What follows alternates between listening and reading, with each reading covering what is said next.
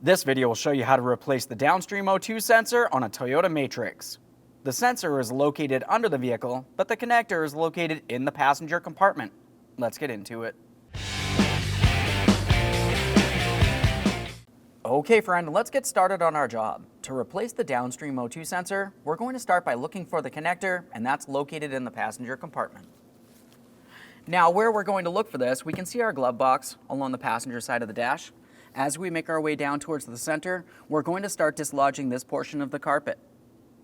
The carpet's held in place with one push clip up in this area. It's fairly simple to remove it. You can either use a trim tool or carefully grab onto it and pull it out of place. Just a quick inspection of that push clip. This looks good. Let's take hold of the carpet and we'll carefully start pulling it down and away so we can gain access to that electrical connector.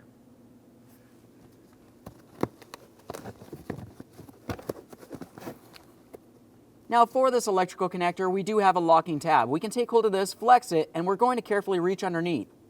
Now as I'm squeezing in on that tab, I'm also pulling out on the connector. That's the locking tab right there, we can see it.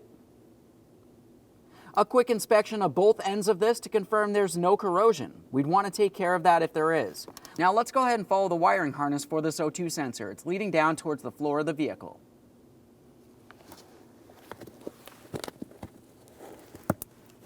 Now this is really only as far as we have to pull it back. We can focus on our rubber seal.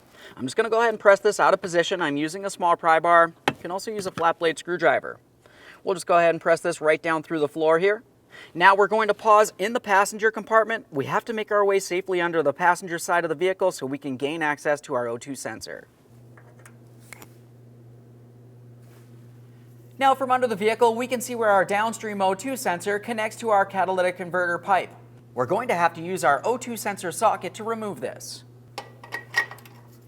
It's a good idea to use some penetrant on these items.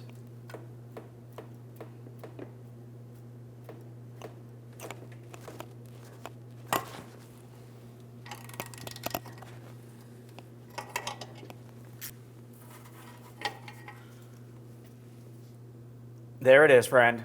Prior to installation of any brand new part, let's make sure we clean and inspect our mounting surface. We'll just clean this area of our exhaust pipe. I'm using some fine sandpaper.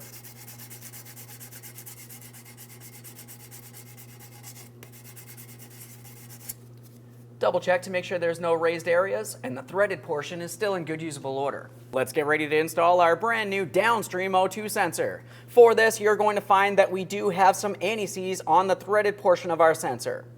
We want to make sure there's no anti-seize on the sensing agent down around the very tip here. Let's go ahead and start this into the pipe by hand, and we'll continue on snugging it up using our O2 sensor socket.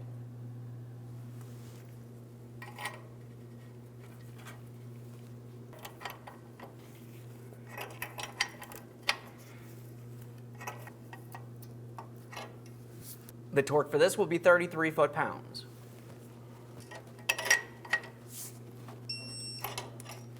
Now we have our wiring harness. We're going to take the connector, we'll bring it straight up through the port in the floor here. We have our rubber seal. For this, you're going to find that it does have a small groove right along this area. We want to try to have the body of the vehicle in that groove. As we press this up into position, we should be able to flex it into the proper positioning. If it does go up into the floor, that's typically okay. We can readjust it from inside of the passenger compartment. We'll just double check to make sure this is properly secured in place and we can make our way out from under the vehicle back into the passenger compartment.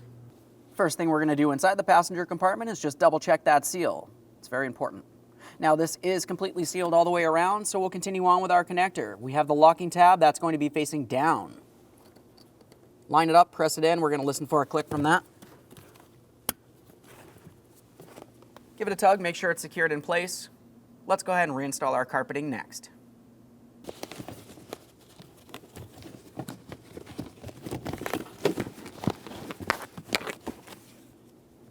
Let's make sure we secure this portion of the carpet. I'm just going to bring that clip through the carpeting, press it in. We'll make sure that's secured in place.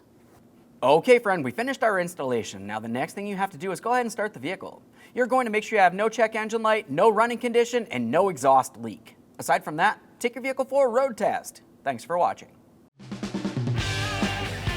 When only the best will do, demand TRQ. The only company that lets you view before you do. TRQ is committed to offering the highest quality aftermarket auto parts that are engineered for peace of mind. Thanks for using and viewing with TRQ.